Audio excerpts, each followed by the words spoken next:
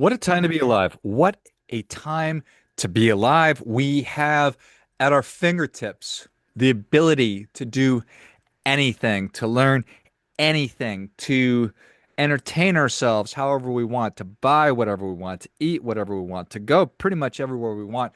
We can do whatever we want. We have the ability to choose and have preferences and to prefer one thing over another. And what do we do with that? Do we just simply go about our business and enjoy all the wonderful choices? Do we simply embrace our own personal choice? Well, yeah, there's a little bit of that. But what do some people do is they really want to map their preferences onto other people, onto others. They would prefer if I did certain things. They would prefer if I didn't do certain things. They would prefer that I do what they want, I guess. Put your mask on. Stand 6 feet away from me. I mean, that's just the tip of the iceberg, but that's a pretty good one. Pretty good one. You are trying to get me to do what you want, what you prefer. Well, I have preferences too. I have certain things that I like to do also. And you know what I'm going to do? I'm going to do those things. I invite you to do the things that you want to do. And if there are opportunities where those things intersect and we can engage in a mutually beneficial, a reciprocal relationship or exchange of value or whatever it might be, exchange of ideas, a conversation about preferences that's respectful and productive and worthwhile, then I'm here for it.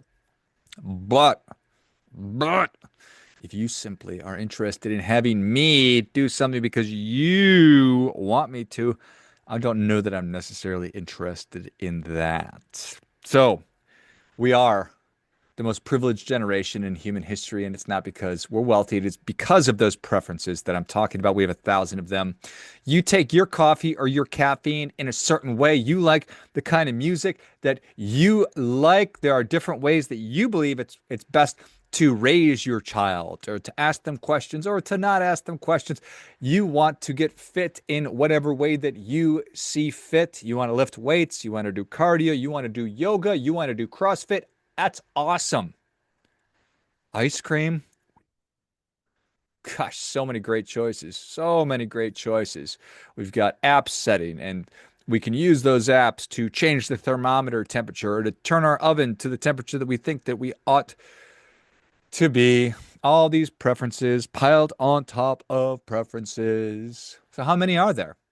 Is it knowable just how many preferences that the average American has? And the answer is probably no, it's not knowable, but we can certainly estimate it with reasonable assumptions. So let's just definitionally talk about what a preference really is. And it's a stable selection somebody makes when given options. So I think if we're trying to figure out how many different preferences the average person has, you look at the different categories of life where Americans typically form preferences, and then we can conservatively estimate how many there are. So, big identity level preferences, you're looking at about 25 to 50. So, favorite sports teams, political affiliation, your worldview, your religion, your career aspirations, your philosophy when it comes to parenting, your lifestyle choices, your personal values, aesthetic tastes, around 30. You've got your everyday, call them functional preferences, about 100 to 300.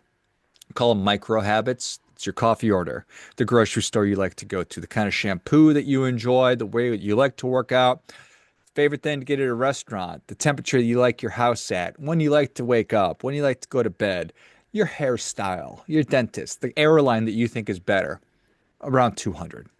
Then there's your entertainment. And now there's a lot. We're looking at upwards of 500. Your favorite genre of music, your playlist on Spotify, your favorite TV shows, your favorite podcasts outside of the Lifeblood podcast, your favorite author outside of me, Your favorite video games? I got nothing on that one. Your favorite comedian? Your favorite movies? Your favorite decade of music? Your favorite actors and actresses? 3 to 500. Taste-based preferences, 200 to 400. These are more sensory. It's the food that you like or you don't like, the texture that you enjoy, your favorite materials, clothing, your favorite colors, your favorite beverages, your favorite smells, your favorite car interior, the favorite lighting preferences that you have. Do you like to open the windows or turn on the AC? Is Christmas your favorite holiday? Holy cow, around 300 of them. From a relationship standpoint, there's about 30 to 50. It's traits that you admire in other human beings, the boundaries you want to set, your preferred method of communication, kind of friend you like to hang out with, what you look for in a mentor or a mentee, levels of intimacy that you're interested in, how you like to be appreciated, and how much time alone that you need. Maybe around 40. Then there's this growing category of digital preferences. Do you like to have phone notifications? Which apps do you use? Social platforms that you like? Email habits? Where you like to get your news? How you like to bookmark or move through a browser? You have different folders, how you collect information, your AI settings, your automation, your privacy preferences, all of those. So you're looking at around 1,000. The average American likely has between 800 and 1,200 active preferences that they put to work in their daily lives. And it's a big number. It's a big number, especially because most of these are unconscious. You're not actively doing it. And not only do we get to have them, but we also get to honor them. It's not just having a preference, but it's like unrequited love. Is that the right term? Unrequited quest? Yeah, close enough. We get to actually honor it. You want your coffee with oat milk? 2 pumps of hazelnut? Let's go. You want your kids in Montessori school? Okay. You want to take your news from TikTok? God help you, but you be you, brothers and sisters. Here's my favorite. Here's my favorite preference. I would prefer that you mind your own business. That's my favorite preference. Because if there's one thing Americans love more than our own preferences, it's telling other people what theirs should be.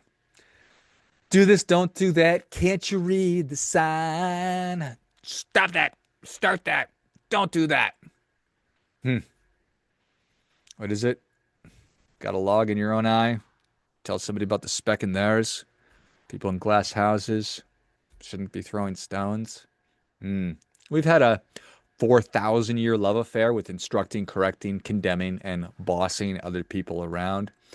You'd maybe prefer I do X, Y, and Z. Well, I prefer A, B, and C, or maybe I prefer X, Y, Z, but not in the way that you like to do X, Y, and Z. Can't we all just get along? Maybe, maybe not. But here's what I do know. If we can agree on the essentials, we're fine. Find the kind of Venn diagram, yours, mine, overlap, right? So, what are those essentials? Well, I believe, and we've talked about this before, these are the ingredients of a high trust society: safe communities, clean neighborhoods, good schools, the rule of law, citizens who behave like adults. Citizens who behave like adults. I prefer that. If we can align there, we can afford to disagree on just about everything else. You get that? But if we can't, then the rest of it doesn't work. It it doesn't math out. If we can agree on that stuff, safe communities, clean neighborhoods, good schools, the rule of law, citizens who behave like adults.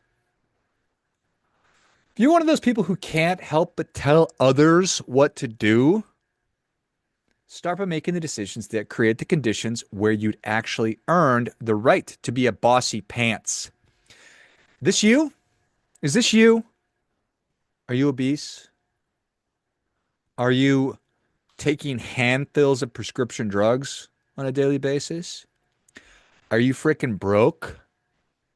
Is your life a flaming dumpster fire. If that's you, no thank you. As my daughter says, no thank you. Opt out. F off. Mind your own business. Keep it moving, bro.